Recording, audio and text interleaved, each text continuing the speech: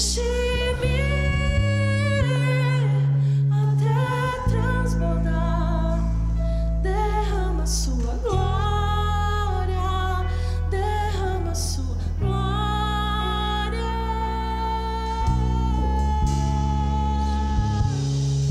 Senhor Deus, nós te agradecemos, Pai, pela tua presença nesse lugar. Eu sei que ela não é consequência de algum mérito que nós tenhamos, porque somos pecadores, cheios de manias, de vícios, de apegos, cheios de medo, cheios de demandas. E eu sei que se nós fôssemos depender de que o Senhor se identificasse conosco, que o Senhor se sentisse atraído por nós, essa casa estaria vazia, Senhor. E a casa a qual eu me refiro é o nosso interior e não esse templo. Eu sei que se o Senhor está aqui conosco é porque o Senhor simplesmente ama, porque o Senhor é amor. Nós te agradecemos, Deus, porque o teu amor tem nos constrangido, tem nos ensinado, nos transformado e nos levado, Senhor, para um novo caminho. Um caminho de simplicidade, de modéstia, de compartilhar, de ter comunhão, não só uns com os outros dentro de um ambiente controlado e agradável, mas buscar ter comunhão e compaixão de pessoas que pensam diferente de nós, que às vezes são agressivas, às vezes são desdenhosas, nos maltratam, espizinham, ironizam. E o Senhor tem nos ensinado, Pai, a olhar com os teus olhos em situações como essa. Isso em si só já é um grande milagre, porque a nossa natureza nos diz para atacar essas pessoas, para ignorar essas pessoas, para desejar o mal e para fazer o mal. Obrigado, Deus. Ainda estamos engatinhando, Pai, e pouco conseguimos, meu Deus, de verdade, manifestar a tua glória. Mas nós vamos insistir, Senhor, porque a tua palavra nos ensina que quanto mais nós batemos na porta, mais resultados obteremos, Senhor. Nós não estamos batendo na tua porta pedindo que o Senhor nos dê dinheiro, pedindo que o Senhor nos dê fama, pedindo que o Senhor nos dê facilidade, comodidade, conveniências nessa terra. O que nós queremos de verdade é a intimidade com teu Espírito Santo, Pai. Todo o resto é desprezível, Senhor. Todo o resto é mera consequência. E não nos importa tanto quanto a tua presença, mas nem passa perto, Senhor. Continua movendo isso em nossos corações, Pai. E glorifica o teu nome nesse lugar, é que eu te peço e te agradeço, em nome de Jesus Cristo. Amém e amém. Graças a Deus. Glória a Deus. Eu vou pedir para deixar as luzes assim por enquanto, que senão eu fico atrapalhado se acende muito rápido. O padrão da gente aqui dentro da liturgia do culto é passar recados para falar como é que funciona a programação da igreja. E só um segundo.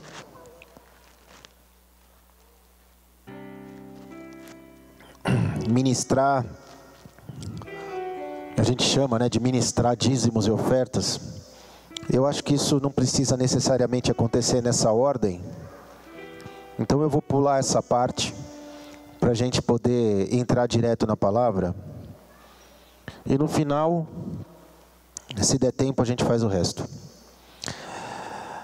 Glória a Deus. Bom dia a todos.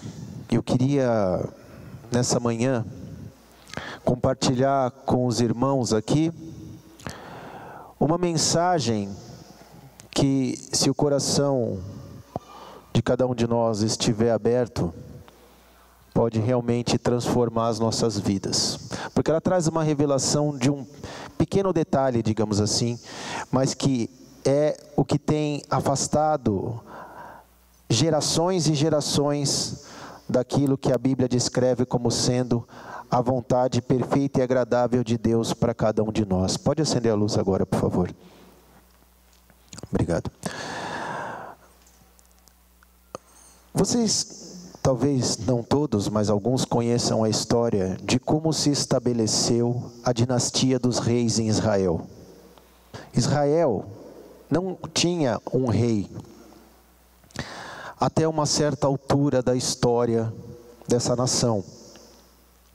Depois de um longo período sendo governado por juízes, que eram profetas, pessoas que tinham um contato muito íntimo com Deus, e que orientavam o povo com base estritamente nos ensinamentos proporcionados pelo próprio Deus,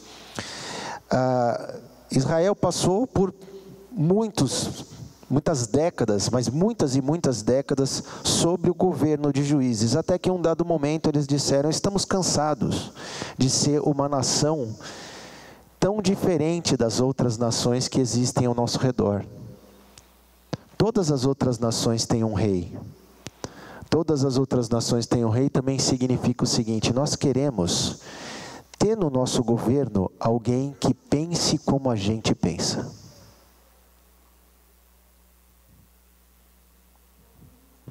Eu vou repetir. Nós queremos ter no governo alguém que pense como nós pensamos. Ou seja, entre a árvore da vida e a árvore do conhecimento do bem e do mal, eles escolheram a árvore do conhecimento do bem e do mal, que é um padrão que se repete na Bíblia. Não que os profetas fossem impecáveis, não é isso. Mas, na tradição profética, o profeta que tinha compromisso com Deus, ele só declarava aquilo que Deus revelava. Ele não dava opinião própria. Ele não chegava e falava: não, eu acho que o certo seria. Ele só falava o que Deus mandava. E normalmente o que Deus mandava ele falar era alguma coisa que ia ser bem desagradável para o povo obedecer. Não porque a vontade de Deus não seja agradável, mas ela é colidente com a nossa natureza. Bom, o primeiro rei que a nação de Israel teve foi Saul. E Saul era um cara legal, bonitão, altão, bom de briga. Ele era porreta, Saul. Só que era um ser humano, muito humano demais. E aí ele fez um monte de bobagens. E aí ele foi substituído por Davi. Davi, segundo a Bíblia, foi o grande rei de Israel. Não em estatura, porque ele era baixinho. Mas ele era um cara muito devoto, temente a Deus no limite da capacidade de um ser humano ser temente a Deus. O bicho também era bom de briga, mas era feito de carne e osso. Então, o governo de Davi foi um governo que foi aprovado por Deus. Deus aprovou o governo de Davi. Falou: Davi é um homem segundo o meu coração. Ele procura agir como os juízes agiam. Só que como Davi, ele não era só um profeta, ele era um rei.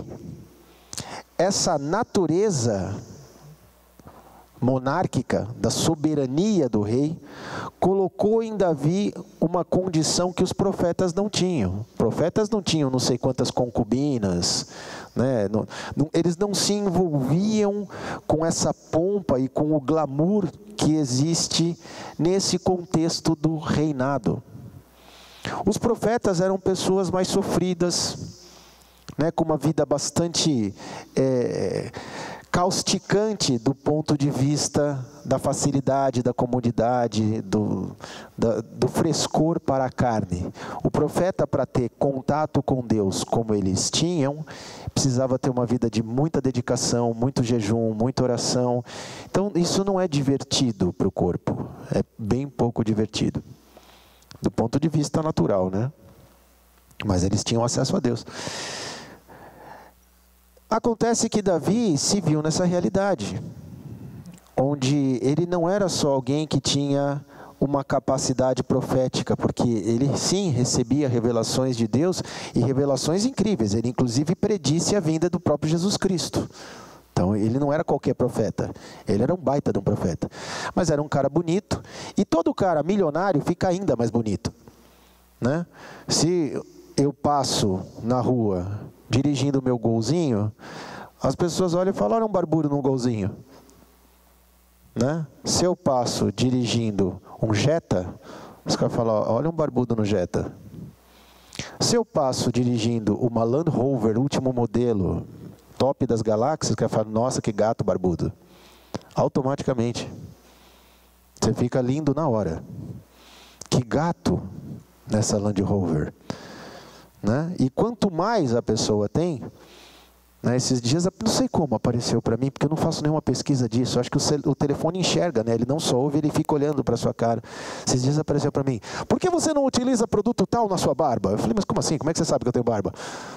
De onde você adivinhou que eu tenho barba? Não, porque a sua barba está muito... Se você usar tal produto, ela vai ficar... E aí você vai ficar com... E você pode passar um produto na pele, para a pele ficar mais vistosa. E puxa um ferro para ficar mais bombadinho. Coloque roupas mais... Né? Sei lá. Acontece que o rei, ele começa a estar ali, né? Nesse contexto. Ele é cercado de pessoas que ficam, rei, o senhor tem que se parecer mais rei ainda do que o senhor já é. Então a sua coroa tem que ser a maior possível. O seu manto tem que ser o mais bonito. O seu cetro tem que ser o mais brilhoso. O seu trono tem que ser o mais cabuloso. E assim vai indo. E como que o cara não vai se envaidecer com uma coisa dessa? Como que o cara não vai se contaminar com uma coisa dessa? Como que ele não vai se apegar a isso? E como que ele não vai orientar a vida dele de uma maneira a sustentar esse circuito e toda essa pompa? Ele acaba direcionando a vida, e a dedicação da vida fica em favor do mantenimento desse tipo de contexto. E quem diz que isso é uma bobagem é um pátia de um hipócrita. Beleza, mas Davi foi um cara legal. Conseguiu fazer boas coisas, fez lá as suas bobagens. Mas entre as boas coisas que ele fez, olha que coisa interessante. Eu vou ler um trecho do Salmo 89 aqui. Davi escreveu esse salmo. Olha o nível da revelação que ele teve. Ai, ai, ai. Bem-aventurado, eu estou pegando do versículo 15, tá? Do Salmo 89. Dessa vez eu não estou na NVT. Porque a NVT, para falar dessas coisas, é muito estranha.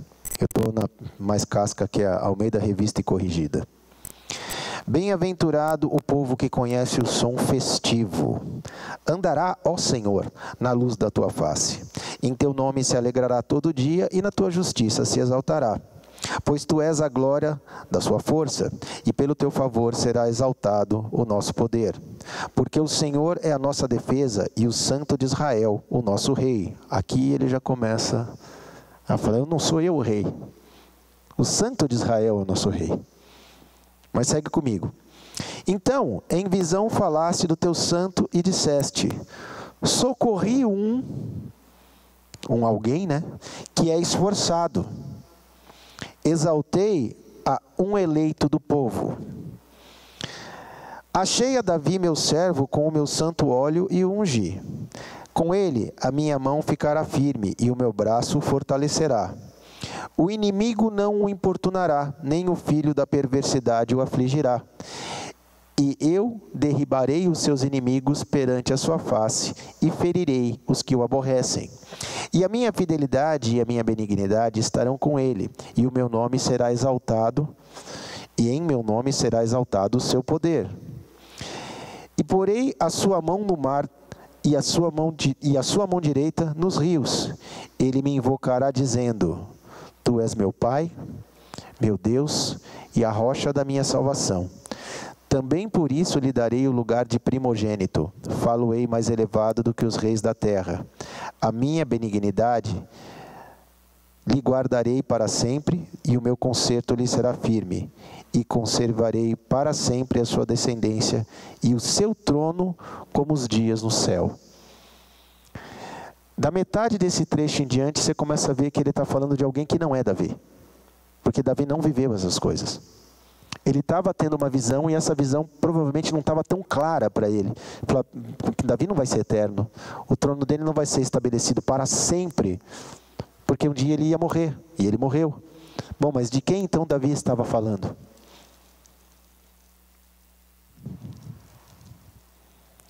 Pois é, Davi estava falando do Rei dos Reis. O Rei que está acima de todos os reis. É o Senhor dos Senhores. Esse Rei, conhecido como Jesus Cristo. O filho de Davi, Salomão, também foi um rei legal. Não tão legal quanto Davi. Davi foi mais legal que Salomão. Mas Salomão era mais bonito, mais inteligente. E pegou uma situação muito boa, porque Davi arregaçou com todo mundo que tinha em volta. Então não tinha guerra no tempo de Salomão, porque não sobrou ninguém para guerrear com Salomão. Davi matou todo mundo, meu. Davi era terrível. Então eu quero ler para vocês aqui, que está em 1 de Reis. Cadê aqui? O primeiro livro de Reis, capítulo 3. Vamos a partir do versículo 3, que diz o seguinte: Salomão amava ao Senhor, andando nos estatutos de Davi, seu pai, somente que nos altos sacrificava e queimava incenso. Isso aqui está aí na tela. Não dá para colocar a Almeida Revista Corrigida para ficar igual? Por favor. ARC.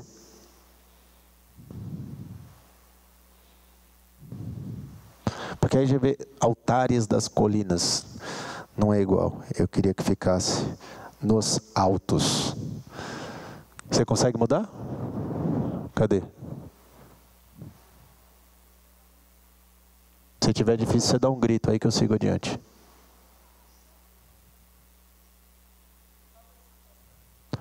É ARC, Almeida Revista Corrigida. Não, é CNTLH. Nova tradução na linguagem de hoje. Eu quero Almeida Revista Corrigida. Nova versão internacional. Não, só tem essas três? Depois a gente arruma uma RC para ter aí também. A gente precisa ter todas, tá? Mas tudo bem, não assim de bate-pronto. Mas eu leio aqui, vocês prestam atenção no que eu estou falando. Eu vou ler de novo. E Salomão amava ao Senhor, andando nos estatutos de Davi, seu pai. Somente que nos altos, nos lugares altos, sacrificava e queimava incenso. E foi o rei a Gibeão para lá sacrificar, porque aquele era o alto grande. 1000 holocaustos sacrificou Salomão naquele altar. E em Gibeão apareceu o Senhor a Salomão de noite em sonhos e disse-lhes: pede o que quiseres que te dê. Em outras versões está lá: pede o que quiseres e eu te darei. E disse Salomão: de grande beneficência usaste tu com teu servo Davi, meu pai, como também ele andou contigo em verdade, em justiça e em retidão de coração perante a tua face. E guardaste-lhe esta grande beneficência, e lhe deste um filho que se assentasse no seu trono, como se vê neste dia. Agora, pois, ó Senhor meu Deus, tu fizeste reinar teu servo em lugar de Davi, meu pai, e sou ainda menino pequeno, nem sei como sair, nem como entrar, e teu servo está no meio do teu povo que elegeste, povo grande, que nem se pode contar, nem numerar pela sua multidão. A teu servo, pois, dá um coração entendido para julgar a teu povo, para que prudentemente discirna entre o bem e o mal, porque quem poderia julgar a este teu tão grande povo? E esta palavra pareceu boa aos olhos do Senhor, que Salomão pediste esta coisa. E disse-lhe Deus: porquanto pediste esta coisa, e não pediste para ti riquezas, nem pediste a vida de teus inimigos, mas pediste para ti entendimento para ouvir causas de juízo, eis que fiz segundo as tuas palavras. Eis que te dei um coração tão sábio e entendido, que antes de ti teu igual não houve, e depois de ti teu igual se não levantará. E também até o que não pediste te dei, assim riquezas como glória, que não haja teu igual entre os reis por todos os teus dias. E eu vou ler até aí. Alguém tem uma Bíblia de papel aí? Por gentileza, a senhora pode me emprestar um pouquinho? Eu estou com um iPad, só depois eu devolvo para a senhora. Vamos lá. Tirando a capa de florzinha, que dá um clima meio feminino, que não é um problema. Esta aqui é a sabedoria de Deus. Está aqui, ó. Em papel. Salomão entra na presença de Deus nesse sonho, isso era um sonho. E Deus vira para Salomão e fala: o que você quer? O que você deseja? Fala: Senhor, eu quero ter sabedoria. Eu preciso de sabedoria para governar esse povo. Excelente, boa ideia, Salomão. Se o Senhor não me der essa sabedoria, eu não vou saber governar. Ele fala: bom, eu vou te dar tanta sabedoria como ninguém mais teve nessa história. Toda a sabedoria eu te dou aqui, ó. Junto com essa sabedoria, inclusive, eu vou te dar todo o resto que você não pediu. Eu vou afastar os seus inimigos, eu vou te dar muita riqueza e vai estar tudo à sua disposição. O que significa que esse é um padrão. Toda vez que alguém busca a Deus pela palavra, toda vez que alguém busca a Deus pela sabedoria, Deus se agrada disso e fala: eu não vou te dar só isso. Eu vou te dar isso e o que você não pediu. Às vezes pode parecer que é como se Deus tivesse feito assim: poxa, eu fiquei tão feliz de você não ter pedido dinheiro, de você não ter pedido para eu matar seus inimigos, que eu vou me assegurar de que você tenha dinheiro e que você não vai ter problema com seus inimigos. Mas eu acho razoável dizer que na verdade, o que Deus estava fazendo ali era provar o coração de Salomão. Falou: você quer mesmo ter sabedoria? Então deixa eu te falar uma coisa, eu vou te dar toda a sabedoria. Toda. Eu não vou te dar um pouquinho, eu não vou te dar uma parte, eu vou te dar toda a sabedoria. Tó, Salomão, toda. Igual você nunca houve e nem haverá depois de você. Junto com ela, eu vou trazer tudo que a árvore do conhecimento do bem e do mal pode te proporcionar. E aí você vai ter dois caminhos diante de ti: a vida ou a morte. E você vai poder escolher entre os dois. É assim que Deus faz e sempre fará. O que aconteceu com Salomão? Salomão virou um Faria Limer. Era um playboyzaço. Bonitão. Inteligentérrimo. O cara tinha 1000 mulheres. Você imagina um negócio desse? 1000 mulheres. Tem muito cara que fala assim: nossa, quem não gostaria de ter 1000 mulheres? Fala: só se fosse no tempo de Salomão, né? Porque hoje em dia você vai ter 1000 mulheres, você vai ficar louco. Não dá, né? Imagina 1000 feministas na sua orelha. Você fala: cala a boca. Agora não dá mais para fazer isso, né? Cala a boca, você vai preso. Na hora. Me sirva, mulher. Lei Maria da Penha, não sei o que, tá se ferrando. Não precisa nem de 1000, uma só já te ferra. Pois é. Deus se revela para a gente. Não é a gente que se revela para Deus. Não é verdade? Não é que a gente está um dia andando e fala: Deus, olha eu aqui, estou aparecendo para o Senhor. Estou me revelando aqui. Quer conversar comigo? Quer ter alguma amizade comigo? Não, é Deus que se revela para a gente. E aí quando Ele se revela para a gente tem aquele impacto e é natural que a gente pare para Deus e fale: puxa, Deus, me ajuda com isso, me ajuda com aquilo. Normalmente, a gente está numa vida tão hedonista, tão em busca do prazer, que a última coisa que a gente pede é sabedoria. A gente pede o dinheiro, a gente pede a cura, a gente pede para tirar os inimigos, a gente pede tudo isso daí, tudo que Salomão não pediu, né? Engraçadamente, Deus não faz o caminho contrário. Já que você pediu para tirar os seus inimigos, para te dar dinheiro, para não sei das quantas mais, além disso eu também vou te dar sabedoria. Não, Ele não vai te dar sabedoria. Ele vai ficar ali olhando para sua cara e falando: puxa, você só pede, né? E é por isso também que é tão comum nós vermos pessoas que se dizem cristãs, mas que têm uma vida tão rasa com Deus, tão miserável. Mas existem aqueles que buscam a sabedoria. Falam: Senhor, eu quero mesmo é conhecer Jesus Cristo, que é a manifestação máxima da sabedoria.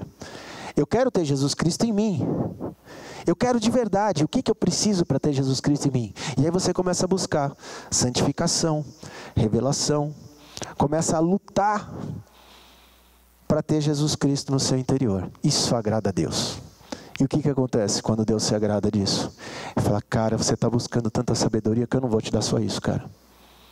Eu vou te dar a sabedoria, o dinheiro. Você não vai ter briga ao teu redor. Você vai ser um mangangão. Está aqui, ó, pacote completo para você. É assim que funciona. Veja que antes de Salomão ter esse sonho, existe uma ressalva dizendo: Salomão caminhou nos passos de seu pai, a não ser pelo fato de que ele sacrificava nos altos. Esses altos, os high places, os lugares altos, eram lugares distanciados da cidade, tipo em morrinhos, em montes, onde as pessoas iam fazer as suas macumbinhas. Essas macumbinhas eram macumbinhas extra vontade de Deus, porque no Antigo Testamento tinha um monte de macumbinha santa. Mata um bode, mata uma pomba, mata não sei o que, joga o sangue, faz oferta de farinha, não sei o que. Era tudo oferenda. É bem parecido com trabalhos de umbanda. Bem parecido. Na verdade, você vê como é realidade o lance de que no sangue está, né, o sacrifício, o poder se manifesta através do sangue. É por isso que no candomblé, na macumba, enfim, se mata bicho até hoje, né? Porque isso move no mundo espiritual de verdade. E Salomão tinha esse pequeno detalhe, ele tinha esse costume, porque ele era um cara diferente, ele era um cara para frente, moderno. Ele não era que nem Davi, que só ficava ali com Deus. Ele também estudava as outras religiões, ele ouvia dizer o que os deuses da Babilônia faziam, o que os deuses da Pérsia faziam, da Síria faziam e tudo mais. Tal. E ele falou: não, eu quero conhecer um pouquinho de cada. Então, Salomão era um cara mais sincrético, ele se envolvia com outras coisas também. Mas o Deus principal dele era Yahvé. Existem lugares altos hoje em dia? Existem. Esse aqui facilmente pode ser um lugar alto. Talvez ele seja ainda um lugar alto, eu não tenho certeza. Porque tem muita coisa aqui que pode desviar a nossa atenção do que realmente importa, né? Mas não é difícil você ter um lugar alto, um lugar onde você vai pelo bem-estar, porque a estrutura é legal, porque a cadeira é acolchoada, porque tem ar-condicionado, porque o ministério infantil funciona, porque o som é bom, porque a banda é boa, porque a galera é boazinha. Então, você se sente bem ali por causa do contexto, e não necessariamente por causa do propósito. Isso facilmente se transforma num lugar alto. Um lugar onde você vai para sacrificar o que te interessa, não o que precisa. Está dando para entender, não?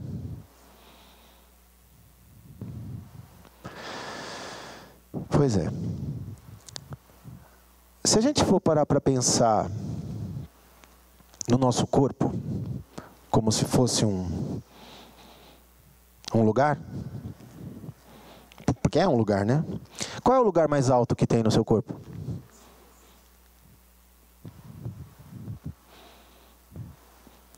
A cabeça. A cabeça é o lugar. Mas e se eu estiver de ponta cabeça? Vai. Quanto tempo você consegue ficar de ponta cabeça? Até deitado, se você não calçar 48, se bobear, a sua cabeça é o lugar mais alto que tem. Vamos passar para essa questão então.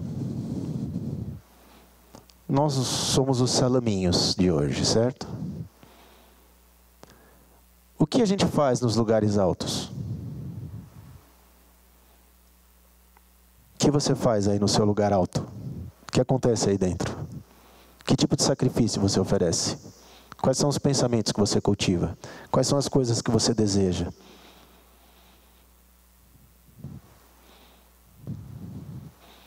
Eu vou fazer essa pergunta direcionada aos homens, porque eu sei que para os homens é mais comum. O quanto que você cobiça dentro da sua cabeça? O quanto que você se deixa estimular para ser levado à cobiça? O quanto você deseja aquilo que você não tem? O quanto você reclama do que você tem? O que Deus vai falar conosco, e eu já acredito que Ele já está falando, é o seguinte: nesse lugar alto aqui, existe um altar. Se Salomão se sentar nesse lugar alto, você vai ser como ele, sábio e idiota ao mesmo tempo. Se Jesus se colocar aqui, aí você vai conseguir ser como Paulo. Porque o que aconteceu com Salomão é porque ele teve muito, ele se perdeu. Ele teve muita sabedoria, muito recurso, muita paparicação, muita fama, muita exaltação, e ele se corrompeu. Agora Paulo, é muito interessante ele dizer: eu sei o que é estar na abundância, eu sei o que é estar na escassez. E eu tudo posso naquele que me fortalece, porque estando numa situação ou estando em outra, nenhuma delas determinam quem eu sou em Deus. Quem eu sou em Deus está garantido, porque a circunstância não interfere no meu propósito, que é viver uma vida de intimidade com Deus. O que significa que se Paulo tivesse muito, veja bem, e aí entra o problema da riqueza, que é uma discussão antiga dentro da igreja. Tem problema o cristão ser rico? Problema nenhum. O problema é o que ele faz com a riqueza.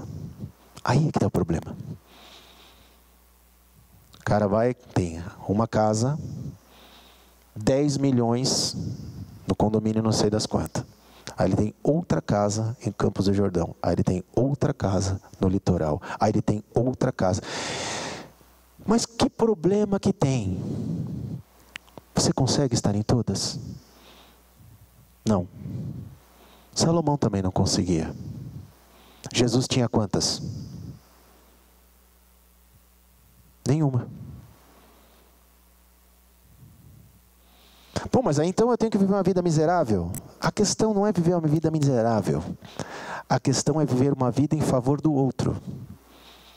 Quem tem uma vida com tanta infraestrutura, vive em função da infraestrutura. Não tem como você não viver de acordo com o mantenimento daquilo que você construiu. Você vive dedicado a manter aquilo que você construiu. Aquilo se torna grande parte da sua vida. E aí você fica cuidando daquilo, porque se você não cuidar daquilo, meu Deus, o que eu vou deixar para meus filhos? E como é que eu vou perder tudo isso que Deus me deu? E por aí vai. Fica preso naquilo. Então, existe algum problema do cristão ter acesso à riqueza? O problema é o que ele faz com a riqueza. Se eu tenho a graça, digamos assim, de receber muito recurso, junto com ela vem a responsabilidade de como eu irei administrá-lo, que foi justamente o que destruiu a vida de Salomão. Tanto recurso, tanta notoriedade, tanta credibilidade, que ele se perdeu. Por quê? Porque ele tomou para si. Ele pegou para ele aquilo lá. É meu. Qual é a diferença dele para Jesus? Puxa vida, tão fácil explicar, quer ver? Vamos lá na própria Bíblia.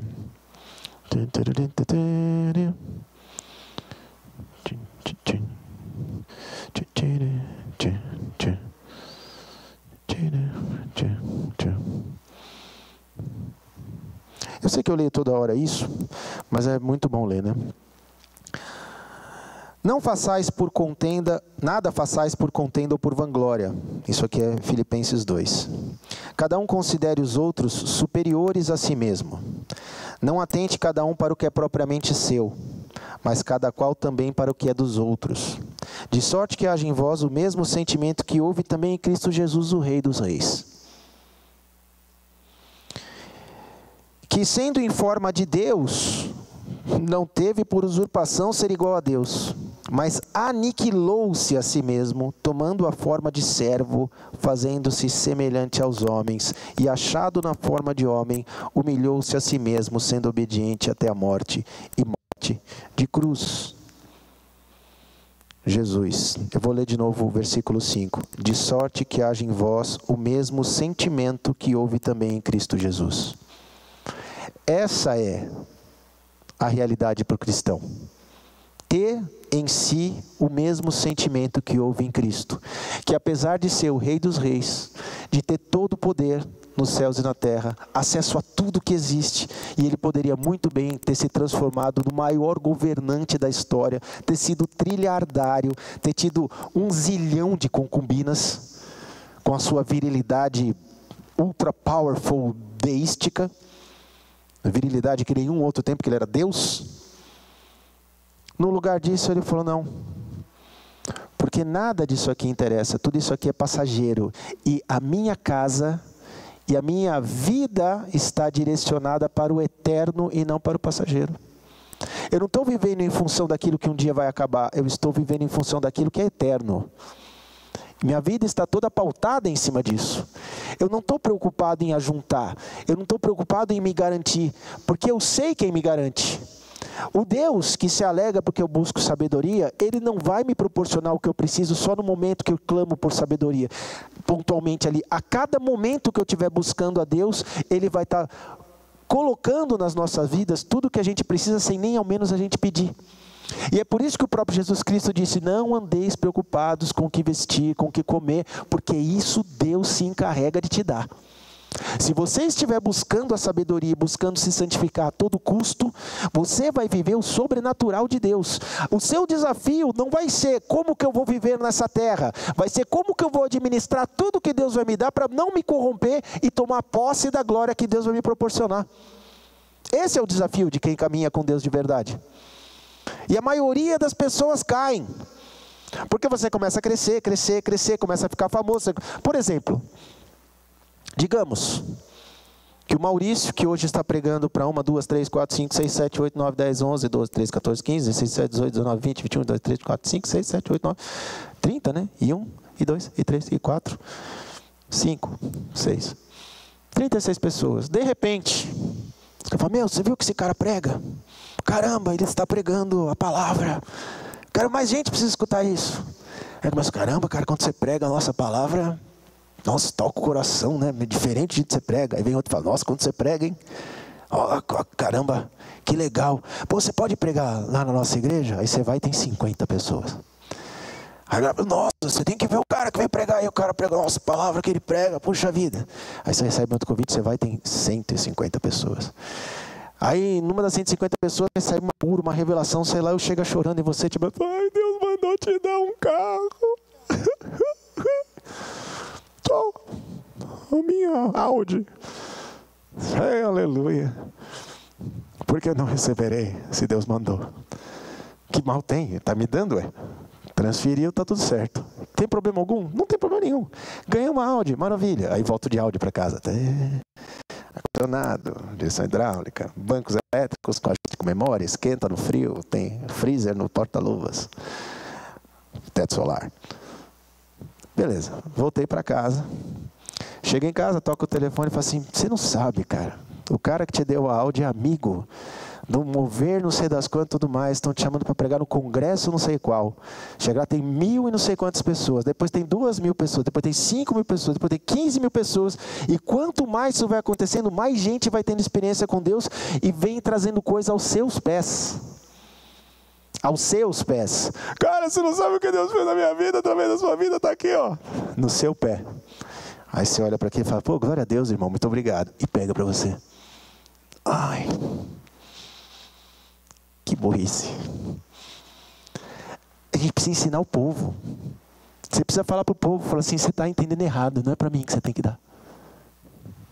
Não, mas eu quero muito dar para alguém que eu posso tocar. Você virou Deus, amigo. Você virou Deus. Você entende? É aí que está o erro. É aí que todo mundo cai. Você vira Deus. Porque a pessoa não vai ficar: eu queria oferecer uma coisa, mas para quem que eu vou oferecer? Pro vento? Senhor, tá um Audi aqui pro senhor. O senhor quer andar de Audi? Senhor? Não. E que moral que dá isso daí? Para quem que eu conto que eu dei um Audi para alguém? Agora, se eu vou e oferto na vida do pastor das nações, pô, cara, e Deus me tocou, fui lá e dei um áudio para o pastor. Isso é religião de homens. Não tem Deus nisso daí não, cara. É sério isso que eu estou falando.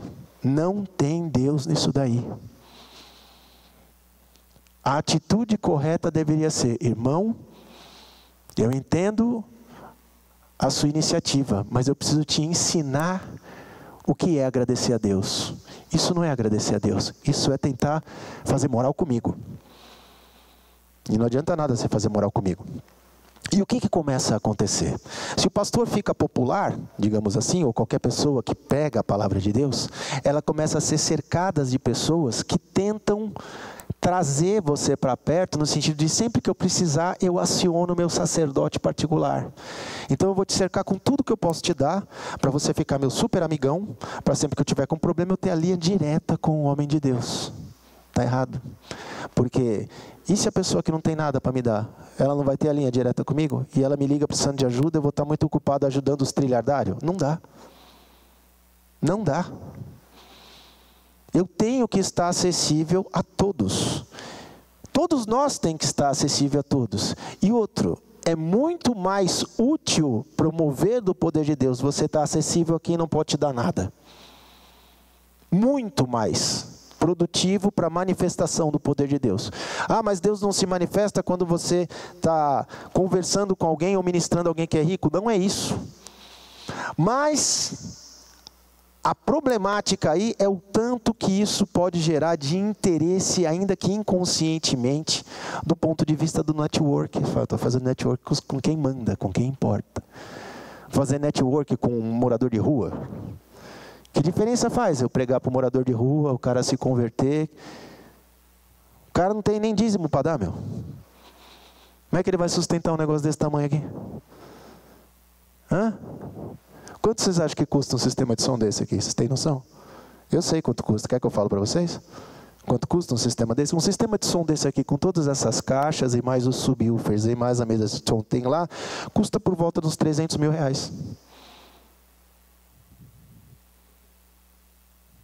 Se pagar barato, hein? R$300 mil. Ainda que a gente paga barato o aluguel aqui. O nosso aluguel aqui, né, cara? Acho que o custo total que a gente paga nesse lugar aqui são R$29 mil. Mas você acha que a gente, com essa galera aqui, vai conseguir pagar isso daí? Não consegue. Isso é uma outra tentação que acontece. É muito comum, dentro de igreja, você montar uma estrutura, e aí para sustentar essa estrutura, você precisa ficar incentivando o povo a bancar a estrutura. E se começa a faltar dinheiro, você tem que começar a fazer campanha. Quem aqui está sentindo de Deus de trazer R$1.000? Quem? Porque Deus vai abençoar esse, hein? Quem estiver disposto a trazer R$1.000, quem? Quem dá mais? Quem dá mais? Isso é uma baita de uma roubada. Deus não está nesse negócio. O cristão age como Jesus Cristo agiu. Ele viveu pelos outros e não por si mesmo. Tudo que ele fazia pelo outro. Ontem, para finalizar, para não me esticar demais, nem sei quanto tempo deu. Deixa eu ver. Então, está indo bem. Até que não está tanto. Ontem, eu fui pregar em Interlagos, na igreja Bola de Neve Interlagos. E não pense que eu cheguei lá e só tinha 36 pessoas, não. Cheguei lá, devia ter 50. Muito mais. Fiquei até me sentindo. Nossa, olha que multidão. Ai, ai. E no meio da multidão tinha o Optimus Prime ainda. Um cara muito louco que entrou na igreja breaco. Começou a falar palavrão. Filho disso, filho daquilo, vai naquele lugar ver não sei o que está acontecendo lá. Eu falei, qual que é o seu nome, irmão? Ele falou, Optimus Prime. Optimus Prime. Coitado, tá zoado, cara. Enfim. Mas a gente estava falando ontem sobre amor. E eu quero encerrar essa passagem falando um pouquinho sobre isso. Essa mensagem falando um pouquinho sobre isso.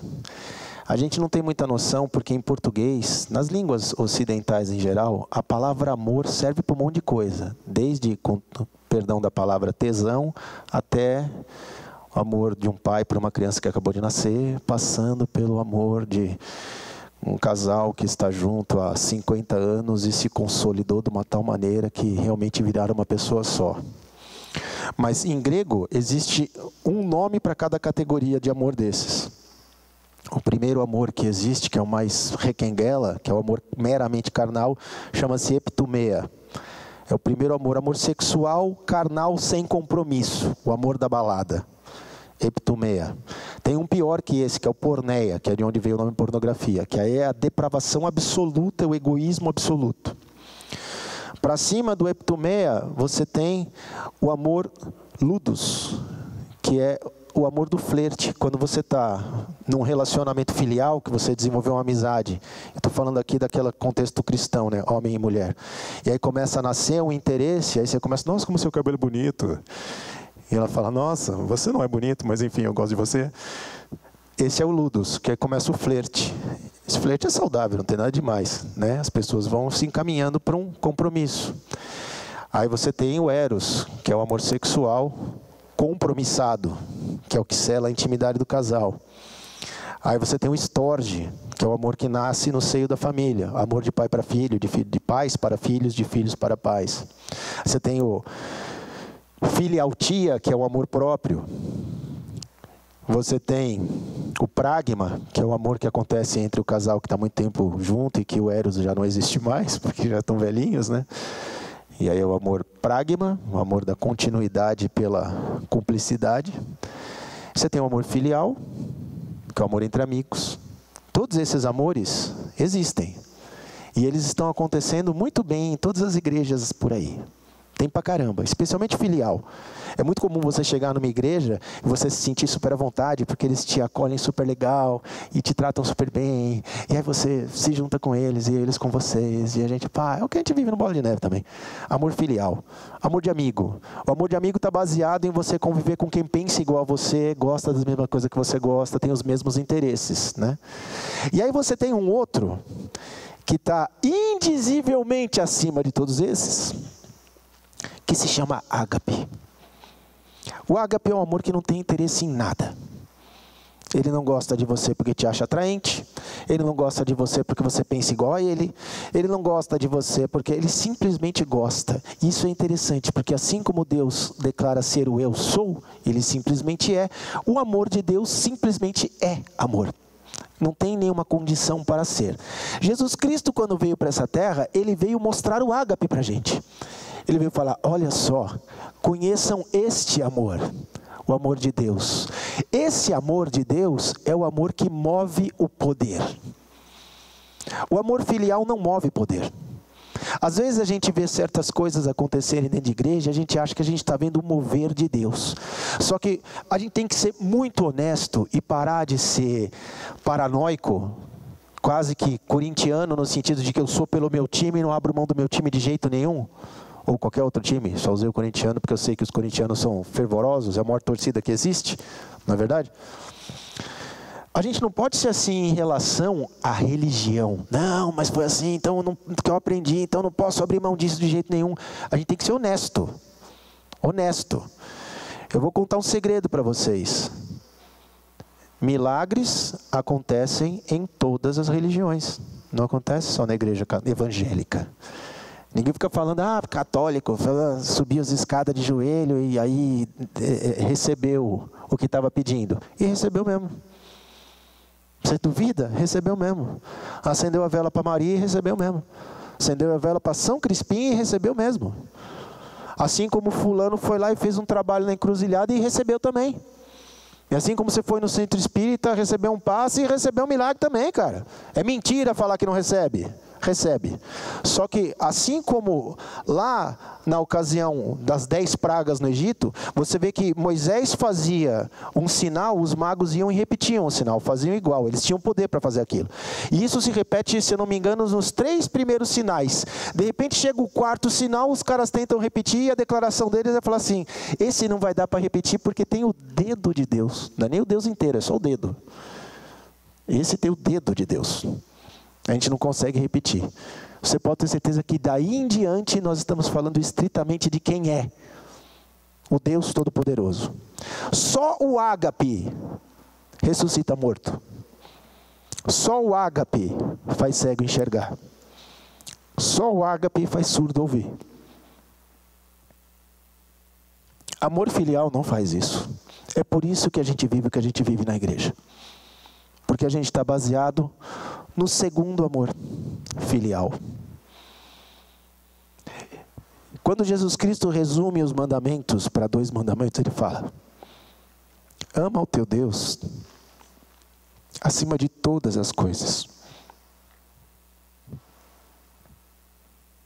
Porque Ele é o primeiro amor.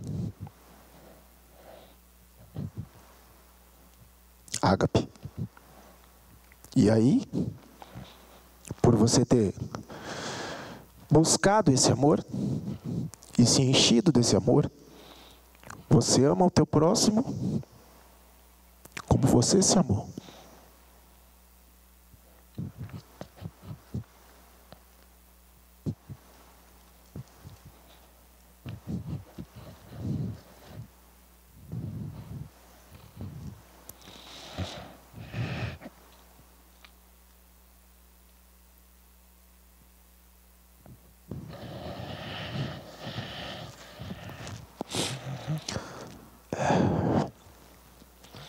Eu já escutei muitas vezes que vai acontecer um avivamento e que Deus vai se manifestar. Eu não duvido, porque Deus faz as coisas da maneira que Ele bem quiser. Mas qualquer um que está buscando a presença de Deus de verdade vai viver um avivamento. Não depende de ação, de grupo. Se eu estiver buscando, eu vou encontrar. A questão aí é que quando eu encontrar, junto com a sabedoria vem o resto. E eu quero finalizar isso aqui dizendo o seguinte: a melhor explicação que existe para a existência do sofrimento, que esse é o maior questionamento da história da humanidade. Mas se existe esse Deus todo-poderoso, que sabe de todas as coisas e está em todos os lugares, como é que Ele pode estar indiferente ao sofrimento? Como é que Ele pode deixar uma criancinha ser estuprada? O que Ele estava fazendo na hora que aquela criancinha de 5 anos de idade foi sequestrada e levada para uma ilha e ficou sendo estuprada por uns marmanjos loucos? Onde que Ele estava nessa hora? Estava dormindo? Estava coçando a frieira? O que Ele estava fazendo que Ele não viu isso acontecer? Por que Ele não fez nada? Ele não tem poder para impedir que uma coisa dessa aconteça? Ele não podia ter mandado um raio na cabeça dos caras? Ele podia ter mandado um anjo resgatar aquela criança? Esse é o maior questionamento que existe em relação à existência de Deus. Não existe outro maior que esse. E a resposta para isso é justamente o amor. Porque o amor, ele só existe se ele for opcional. Não existe como você viver amor se esse amor for obrigatório. Ou você me ama, eu te mato. Isso não é amor.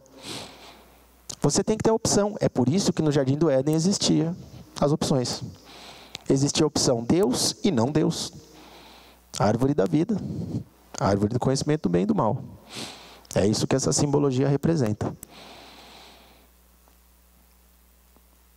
A resposta do cristianismo para isso é que Deus não remove o sofrimento, mas Ele participa do sofrimento.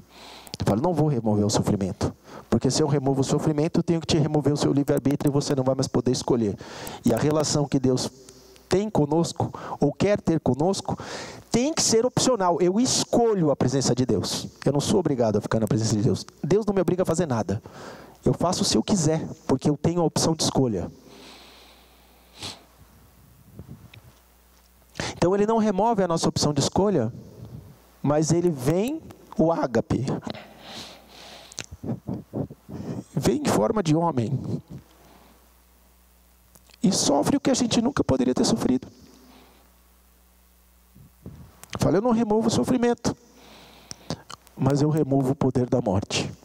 Você pode sofrer o que for, mas a sua vida eterna está garantida. Desde que você receba isso, o amor ágape. Então, é muito simples. É só a gente cortar o papo furado. É só a gente cortar o lero-lero da história. De ficar pregando a vitória, de ficar pregando que Deus tem o melhor para a sua vida, como se o melhor para a sua vida fosse alguma coisa que acontecesse nessa terra. Porque não é isso que Deus tem para a gente. Tudo que nós vamos viver nessa terra é um efeito colateral e na maioria das vezes é provação. A gente acha que provação é só passar por luta. Não, passar por abundância é provação. É por isso que Paulo falou: sei o que é ter muito, sei o que é ter pouco. Todas as coisas são provação. E nenhuma dessas coisas me corrompem.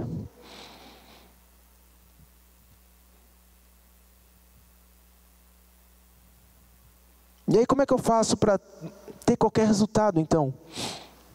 Eu tenho que começar imediatamente. Começar imediatamente a falar: Senhor, eu quero viver o ágape. Eu quero viver o teu amor. O amor que se coloca em último lugar. A gente tem uma descrição rápida, um resumo do que é o ágape, em 1 Coríntios 13. Só que isso é só um resuminho, né? Ô Jesus, por que não está funcionando? 1 Coríntios 13. A gente tem aqui, ó. O amor é sofredor, isso é ágape, né? É benigno. O amor não é invejoso. O amor não trata com leviandade. Não se ensoberbece. Não se porta com indecência. Não busca os seus interesses. Não se irrita. Não suspeita o mal. Não folga com a injustiça, mas folga com a verdade. Tudo sofre, tudo crê, tudo espera, tudo suporta. O amor nunca falha. E o amor nunca falha significa que esse amor é perfeito. Se esse amor é perfeito, é porque ele é eterno. É o amor de Deus. Só que essa aqui é a versão resumida. A versão expandida do que é o amor, obrigado. A versão expandida do que é o amor está no Sermão da Montanha. Se você quiser conhecer o amor de maneira clara, sem resuminho, leia o Sermão da Montanha. Eu não tenho certeza se são 3 ou 5 capítulos de sarrafo. Mas se você ler o Sermão da Montanha, você vai descobrir o que é o amor. Aí, ontem eu sugeri essa prática, eu vou sugerir aqui também. Pega o Sermão da Montanha, leia o Sermão da Montanha inteiro e faça uma anotação das características do que Deus fala.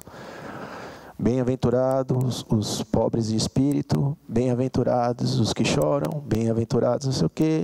Se derem um tapa na sua cara, ofereça outra. Se te pedirem a roupa, ofereça até as cuecas. Se te pedirem para andar 1.000.000 de 2, tá? Anota tudo. Aí você faz a coluna das características. Aí depois você vem do lado e vem ticando. Você coloca sim ou não. Aí você vem respondendo, faço isso, sim ou não. Aí você vem ticando assim, ó. Faço, não faço, faço, não faço, faço. E aí no final você vê como é que está a realidade com Deus. E outra coisa. Aí o que vai acontecer? Você vai se surpreender com a quantidade de coisas que você não faz. Caramba, eu não faço nada disso aqui. E agora? E agora significa que o ágape está em falta. Mas como é que eu vou fazer? Porque eu não estou sentindo a vontade de fazer. Pois é, por isso que é uma escolha. Você tem que escolher fazer. Não é uma coisa que você sente. Ai, que vontade de... Bateu nesse lado. Ai, bate nesse aqui também. Agora aqui assim. Não existe. Isso não vai acontecer. Você não vai sentir vontade de tomar 2 tapas na cara. De alguém vir te usurpar e você fala, não usurpa mais. E entenda, quando Jesus Cristo está falando sobre isso, o que ele está falando não é seja otário. Ele está falando, abra caminho.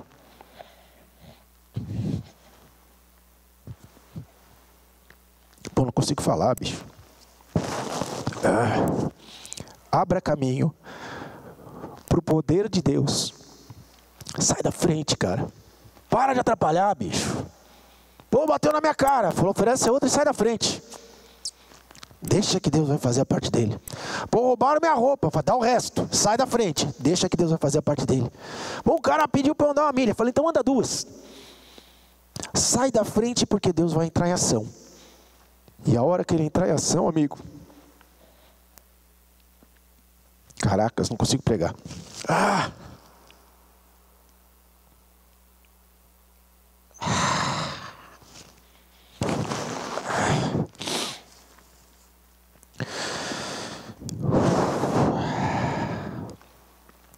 E é isso. A gente fica esperando. Será que no final do culto vai ter mover? Que é para a gente escutar uma musiquinha e ficar empolgado? E sentir que, puxa, vou começar a semana turbinado, hein? Teve um mover, senti um arrepio. Vamos lá que vai ser bênção essa semana. Para de falar bobagem, vocês não são mais criança, cara. Vai buscar Deus. Ajoelha no teu quarto. Clama pela presença de Deus. Conheça a palavra. Deixa eu devolver sua Bíblia.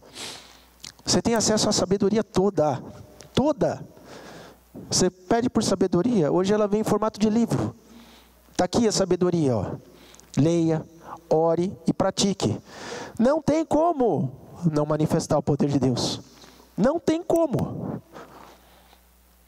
Simples assim. A gente fica fingindo que está vivendo o cristianismo, eu engano vocês e vocês me enganam, a gente finge que está vivendo uma igreja, isso é mentira. Quem quer continuar vivendo assim, para depois chegar no final e falar, ei Jesus, olha eu aqui. E falar, pode descer, que isso aqui você não vai ficar não. Sabe o que é uma coisa muito importante para a gente saber? Na hora que você conhece Jesus Cristo, imediatamente você tem que fazer a opção, se você quer viver a eternidade ou não, com Deus. Você não vai viver a eternidade com Deus depois que você morrer. A eternidade começa na hora que você conhece Jesus para você. E se você tem ali a opção de escolher se você vai caminhar com Jesus, o que significa que você já está na eternidade, ou se você vai continuar vivendo em função dessa terra. É por isso que as pessoas chegam lá no final na liquidação da fatura, falam, Jesus, espantei demônio e tudo mais. Fala, você espantou, o pai de santo no céu espantou também, o cara do centro espírita espantou também, até o ateu viveu milagre, se bobear. Até o ateu recebeu milagre e não percebeu. Mas eu não te conheço, você não caminhou comigo? Você teve todo esse tempo para caminhar comigo e não caminhou. Você vai querer começar a caminhar agora? Agora não dá mais. Amém? E é isso. Isso, creio eu, que é o cristianismo de verdade.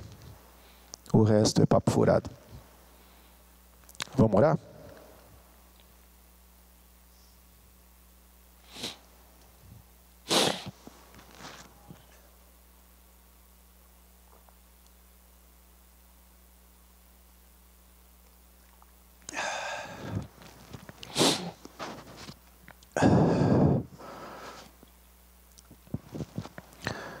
Pai, eu quero aqui, Senhor, reconhecer toda a hipocrisia, todo egoísmo, Senhor, a indiferença e essa inclinação à idolatria daquilo que é do homem, daquilo que é bom para a nossa vida natural, agradável para o nosso ego, e reconhecer, meu Deus, o quanto essas coisas têm nos afastado de Ti, Senhor. Como é difícil, Deus. Como é difícil a gente ser honesto, Pai, e reconhecer que a gente tem caminhado um caminho de egoísmo, Senhor. Como é difícil a gente reconhecer, meu Deus, que as coisas que a gente anseia, deseja, espera, sonha, no final das contas, ou tem a ver com o bem-estar de alguém muito próximo de nós, ou de nós mesmos, Pai. Como nós estamos longe, meu Deus, de amar os nossos inimigos, Pai. Interceder pelas pessoas que pensam diferente de nós. Buscar, meu Deus, oferecer tempo, Senhor, oferecer atenção para quem está perdido, desamparado, desenganado nessa terra. E isso tudo, meu Deus, tem nos privado, Pai, de manifestar o Teu poder, Senhor. E a gente fica vivendo uma igreja de mentiras, Senhor, uma igreja de aparências. Uma igreja, meu Deus, de milagres emocionais, Pai. Limitados, meu Deus, àquilo que o amor filial é capaz de proporcionar. Raramente, Senhor, um lampejo aqui ou ali, Senhor, do Teu poder. Mas nem de longe parecido, Senhor, com o que acontecia na igreja de Atos, Pai. Senhor, eu creio que o Senhor continua fazendo hoje, e o Seu poder continua acessível hoje, como estava naquele tempo, Deus. Eu te peço que o Senhor tenha misericórdia das nossas vidas, Pai, e remova do nosso caminho, Senhor, tudo que nos serve de espinhos, meu Deus, e sufoca a Tua palavra em nosso interior, Senhor. Transforma, Pai, o nosso coração em terra fértil, Senhor. Remove, meu Deus, tudo que não vem de Ti, Pai. Nós não queremos, meu Deus, o glamour. Nós não queremos, meu Deus, as superproduções, Pai. Porque tudo isso daí tira a atenção do Teu amor, do Teu poder, Senhor. De quem o Senhor é e do que realmente importa nessa vida, Pai. Nós queremos aprender o Teu amor, Senhor.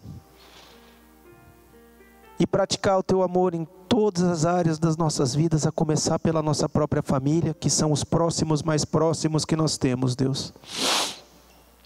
Ajuda-nos, meu Deus, a amar pelo Teu amor os nossos pais, os nossos filhos, e então os nossos tios e primos, avós, e então os nossos colegas de trabalho, Senhor, as pessoas do nosso convívio, as pessoas que moram próximas de nós, os nossos vizinhos, as pessoas da nossa vizinhança,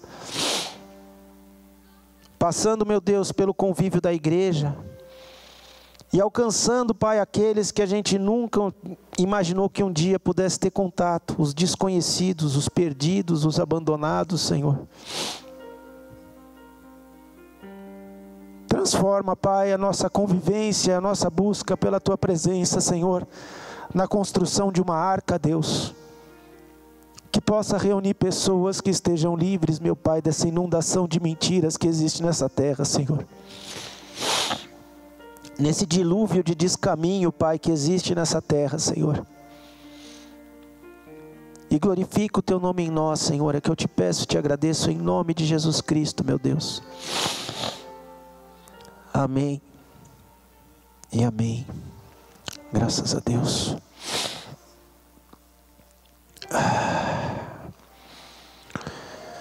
Queridos, eu vou,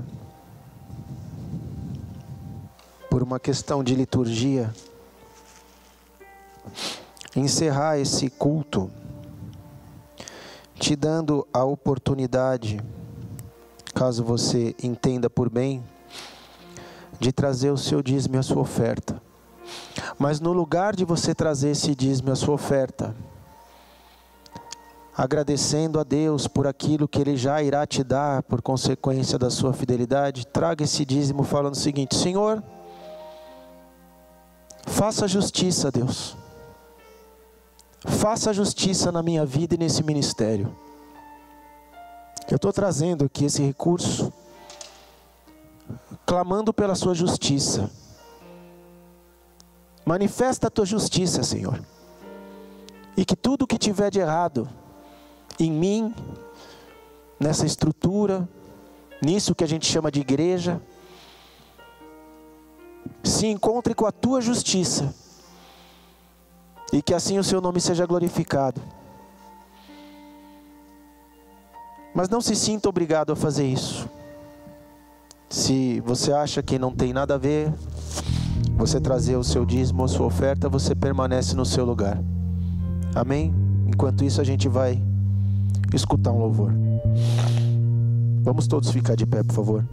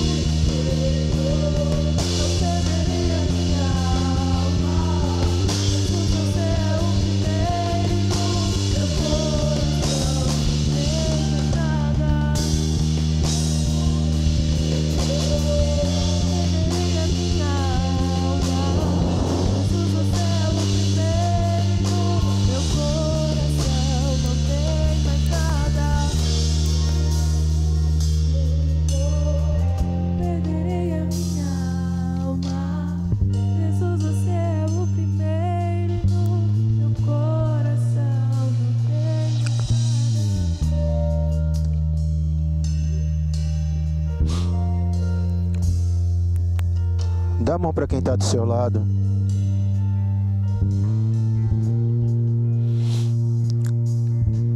Senhor, nós te agradecemos pela oportunidade, Pai, de atrair o teu juízo, Senhor.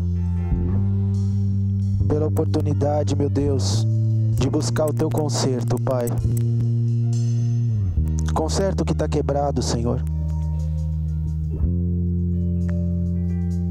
Traz, meu Deus, integridade, seriedade, Senhor, humildade, modéstia e simplicidade, Senhor.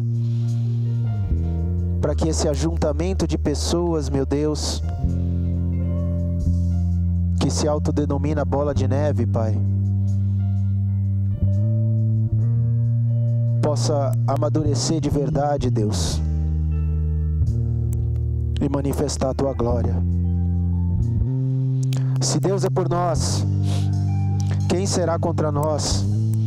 O Senhor é meu pastor e nada me faltará. Oremos juntos. Pai nosso que estás nos céus, santificado seja o teu nome.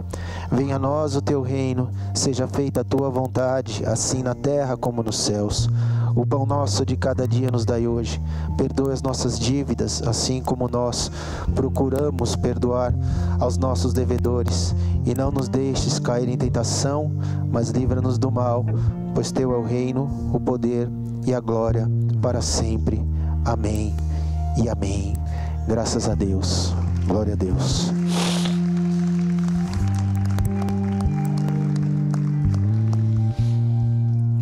Eu vou pedir para vocês, por favor, experimentar fazer esse exercício. Você vai lá no Google, escreve Sermão da Montanha, vai aparecer quais são os capítulos onde o Sermão da Montanha se encontra. Está lá em Mateus. Se eu não me engano, a partir do capítulo 5, mas não tenho certeza. Leia o sermão todo, anote as características, anote tudo que Jesus Cristo falou ali. Faz uma coluna com essas características, risca no meio do papel e faz 2 quadradinhos, um para sim e um para não. Daí você marca, para ter uma noção de como anda o ágape na sua vida. Amém? Que Deus te abençoe e te guarde. Vai na paz do Senhor em nome de Jesus Cristo, crendo que Deus é fiel para terminar a boa obra que Ele começou. Semana abençoada a todos. Glória a Deus.